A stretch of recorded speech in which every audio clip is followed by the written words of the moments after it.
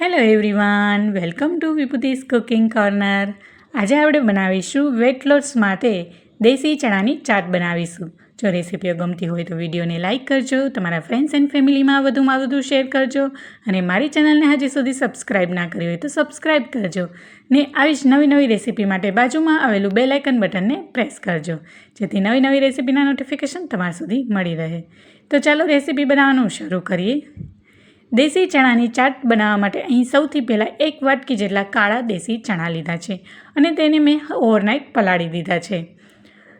ત્યારબાદ તેમાં રહેલું બધું જ પાણી નિતારી લઈશું અને એક પ્રેશર કુકરમાં એને ટ્રાન્સફર કરી દઈશું. ત્યારબાદ તેમાં મેં 1 થી 1.5 ગ્લાસ જેટલું પાણી એડ કર્યું છે. સ્વાદ પ્રમાણે મીઠું અને 2 ચપટી જેટલા કુકિંગ સોડા નાખી 3 થી 4 વિસલ વાગે ત્યાં સુધી એને કૂક થવા દઈશું. આ દેશી ચણાની ચાટમાં આપણે તેલનું એક પણ ટીપું નાખ્યા વગર બનાવવાના છીએ, એટલે એકદમ હેલ્ધી આ ચાટ બનીને રેડી થશે અને વેટ લોસ માટે તો આ બેસ્ટ રેસીપી છે. હવે આપણે ચણા છે એ કૂક થઈ ગયા છે અને એમાંનું બધું જ પાણી મેં નિતારી લીધું છે અને જે ચણાનો દાણો છે એકદમ સોફ્ટ બની ગયો છે. હવે એક બોલમાં એને ટ્રાન્સફર કરી દઈએ. ત્યારબાદ અહીં મેં વેજીટેબલ્સમાં 2 ચમચી જેટલા ઝીણા સમારેલા ટામેટાં, 2 ચમચી ઝીણી સમારેલી કાકડી, 2 ચમચી જેટલી ઝીણી સમારેલી ડુંગળી અને 2 થી 3 ચમચી જેટલા બાફેલા બટેકા લીધા છે. ત્યારબાદ અત્યારે કાચી કેરીની સિઝન ચાલી રહી છે, એટલે મેં તોતા કેરી ઝીણી સમારેલીને એડ કરી છે. એ ટોટલી ઓપ્શનલ છે. ત્યારબાદ 2 ચમચી જેટલી ખારી શીંગ અને 3 ચમચી જેટલા દાડમના દાણા એડ કર્યા છે અને બધું જ સામગ્રીને સારી રીતે મિક્સ કરી લઈશું.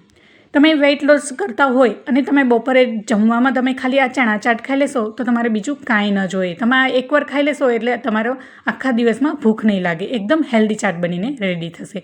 ત્યારબાદ અહીં મસાલામાં સ્વાદ પ્રમાણે મીઠું, 1 ચમચી ચાટ મસાલો, 1 ચમચી જેટલું કાશ્મીરી લાલ મરચું નાખ્યું છે, 2 ચમચી જેટલા લીલા ફ્રેશ ધાણા નાખ્યા છે અને ખટાશમાં લીંબુ એડ કર્યું છે.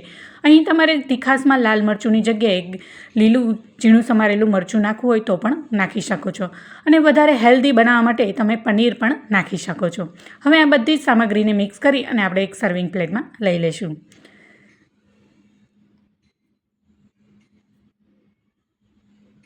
તો તૈયાર છે આપણે દેશી ચણાની ચાટ. હવે અહીંયા ઉપરથી નાયલોન ઝીણી સેવથી એને ઉપરથી એડ કરીશું. ખૂબ જ ખાવામાં એવી ટેસ્ટી લાગશે. ત્યારબાદ અહીં 2 ચમચી જેટલા ફ્રેશ લીલા ધાણા એડ કરીશું અને એને કાકડી અને ટમેટાની સ્લાઇસથી એને ગાર્નિશિંગ કર્યા છે મેં.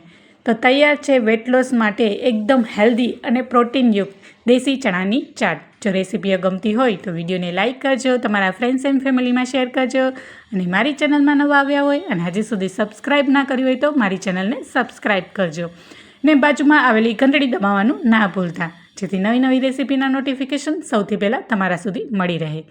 Thank you for watching.